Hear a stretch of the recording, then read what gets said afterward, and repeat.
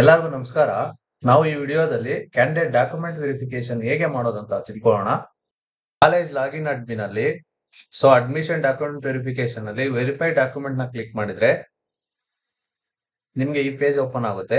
Academic year ನ select ಮಾಡಿ, seat type ನ ಸೆಲೆಕ್ಟ್ ಮಾಡಿ, ಪ್ರೋಗ್ರಾಮ್ ಲೆವೆಲ್ ಮತ್ತೆ ಪ್ರೋಗ್ರಾಮ್ ನೇಮ್ ನ ಸೆಲೆಕ್ಟ್ ಮಾಡಿ, ಹಾಗೆ ಡಿಸಿಪ್ಲಿನ್ ನ ಸೆಲೆಕ್ಟ್ ಮಾಡಿಕೊಂಡು ವ್ಯೂ ಸ್ಟೂಡೆಂಟ್ ಡೀಟೇಲ್ಸ್ ಬಟನ್ ನ ಕ್ಲಿಕ್ ಮಾಡಿದ್ರೆ ನಿಮ್ಗೆ ಸ್ಟೂಡೆಂಟ್ಸ್ ವಿಸಿಬಲ್ ಆಗ್ತಾರೆ. ನಿಮಗೆ ಬೇಕಾಗಿರೋ ಪರ್ಟಿಕ್ಯುಲರ್ ಸ್ಟೂಡೆಂಟ್ ನ ಸೆಲೆಕ್ಟ್ ಮಾಡಿ ಪ್ರಿವ್ಯೂ ಅಪ್ಲಿಕೇಶನ್ ಬಟನ್ ನ ಕ್ಲಿಕ್ ಮಾಡಿದ್ರೆ ಸ್ಟೂಡೆಂಟ್ ಡೀಟೇಲ್ಸ್ ಎಲ್ಲ ನಿಮ್ಗೆ ವಿಸಿಬಲ್ ಆಗುತ್ತೆ. ನೀವೆಲ್ಲ ಸ್ಟೂಡೆಂಟ್ ಡೀಟೇಲ್ಸ್ ನ ಚೆಕ್ ಮಾಡಿ ಸ್ಕ್ರೋಲ್ ಡೌನ್ ಮಾಡಿ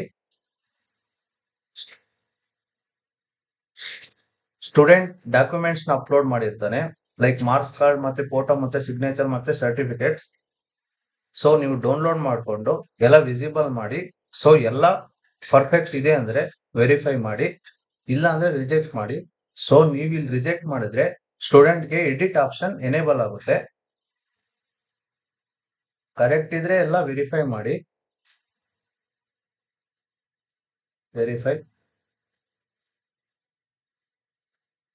ವೆರಿಫೈ ವೆರಿಫೈ ಅದಾದ ನಂತರ ಸ್ಟೂಡೆಂಟ್ಗೆ ಪೇಮೆಂಟ್ ಲಾಸ್ಟ್ ಡೇಟ್ ನ ಸೆಟ್ ಮಾಡಿ ಸಬ್ಮಿಟ್ ಬಟನ್ ಕ್ಲಿಕ್ ಮಾಡಿದ್ರೆ ನಿಮಗೆ ಡಾಕ್ಯುಮೆಂಟ್ ವೆರಿಫಿಕೇಶನ್ ಸಕ್ಸಸ್ಫುಲ್ ಅಂತ ಪಾಪ್ಅಪ್ ಮೆಸೇಜ್ ಬರುತ್ತೆ. ಇಲ್ಲಿಗೆ ಡಾಕ್ಯುಮೆಂಟ್ ವೆರಿಫಿಕೇಶನ್ ಕಂಪ್ಲೀಟ್ ಆಯ್ತು. Thank you.